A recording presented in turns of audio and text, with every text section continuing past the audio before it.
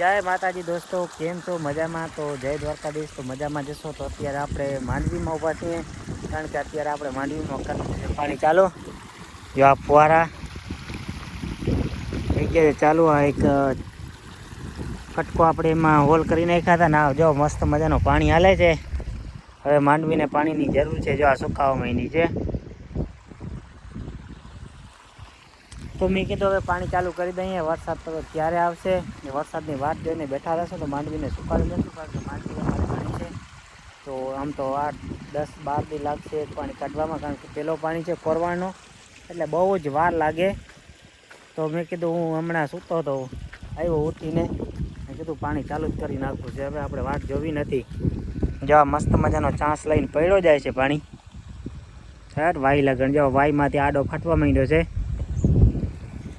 અને આ કટકા પણ હમણાં ઉપાડી આવ્યો થોડાક। અને આ તો રાતના લગભગ 2-3 કલાક જેવા આપશું ને, અત્યારે ચાલુ કર્યું છે 4 જેવું ટાઈમ થયું છે। જો 4:15 થઈ છે। 8-9 વાગશે ને તો આ પી જશે। પછી આપણે વચમાંથી પાથરવાની છે, તો અહીંયા પણ આપણે કટકા નાખવાના છે। મેં કીધું થોડુંક પી જાય તો એક કટકો અહીં સલાડી નાખું ને પછી બીજા કટકા ઉપાડી અને ઉપર પાથરી નાખું।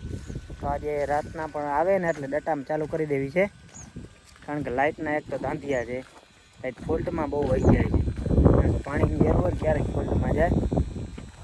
તો અહીંયા લગણ આવે છે ને, અહીંયા જો પાણી એકદમ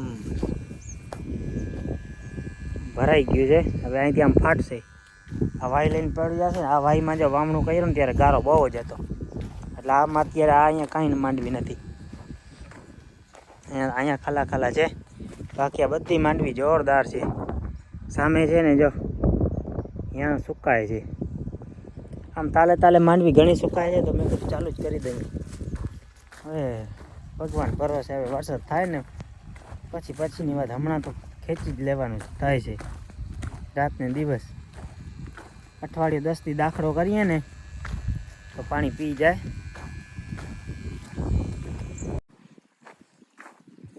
તો દોસ્તો અત્યારે આપણે પાણી બસ જો અહીંયા ચાલુ છે। આજે છે બીજો દિવસ, જો અહીંથી ચાલુ છે।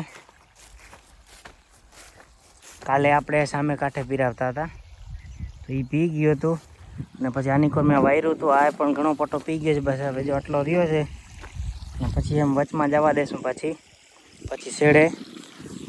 તો અત્યારે આ પટ્ટો પી જાય, કારણ કે રાતના તો મોડી બંધ કરવાની હતી, પછી દીવડા ઉડી ગયા હતા ને તો વહેલી બંધ કરી નાખી હતી।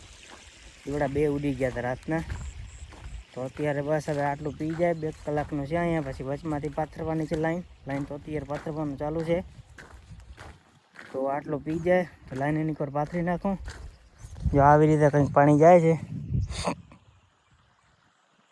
હમણાં તબિયત થોડીક ડાઉન થઈ ગઈ છે, શરદી જેવું થઈ ગયું છે, ગળો એકદમ જામ થઈ ગયો છે। આમ તો શ્રાવણ મહિનો છે એટલે એકટાણો છે, બીજું કંઈ ખવાતું નથી। અને આજે મોઢું તમારા ભાઈને કેવું થઈ ગયું છે, કારણ કે શ્રાવણ મહિનો છે તો હમણાં ઘટી ગયો છે। હું એકટાણું કરું છું ને, 15 દિવસ થઈ ગયા, કાલે છે રક્ષાબંધન। તો આપણે કીધું હવે જો વરસાદનો ચોપ એકદમ બર તો સારો જ છે, ચારે બાજુ આમ તમે જોઈ શકો છો।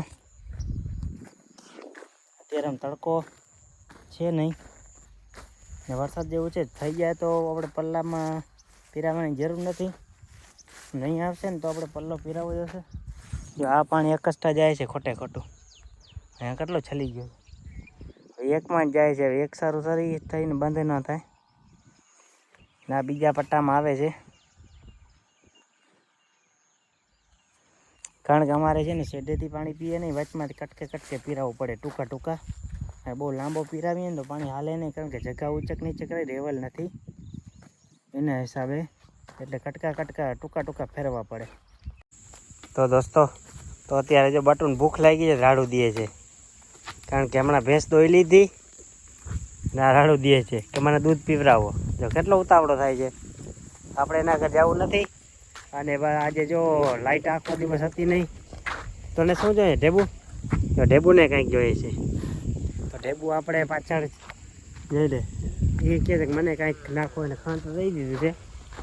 તો અત્યારે આપણે છે ને જો પાણી વટલું રહ્યું છે, જો આખો ખેતર આ પી ગયો આ ખૂણો રહ્યો છે, હમણાં પી જશે કલાક દોઢ કલાકમાં. તો પછી પલ્લી માંડવીમાં જવા દેવાનો છે. તો આજે આખો દિવસ લાઈટ હતી ને, હું હતો નહીં, હું થોડો કામ હતો, વયો ગયો હતો. બસ આજના બ્લોગમાં આટલું જ.